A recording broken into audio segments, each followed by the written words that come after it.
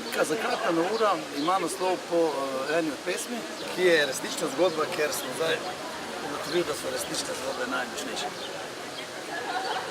In najmočnejše resnične zgodbe ima moj oče, to sem tudi ugotovil. In zdaj bi jaz prebral, kako je on opisal zgodbo v tej Zakatani uri. Predno bom začel s pisanjem tega članka, moram povedati, da sem doživel dogodek, kateri me je osupnil in prijetno presenetil. Pred več kot 30 leti sem obiskal starega domačega urarja. Po daljšem pogovoru stopi k meni, me prime za ramo in izreče naslednji stavek. Imam nekaj, kar bi te mogoče zanimalo. Stopil je k stari omari in prinesel žepno uro. Poglej, to je stara žepna ura Omega, katero je tvoj oče prinesel iz Prve svetovne vojne. Nisem mogel verjeti, kar sem videl in slišal.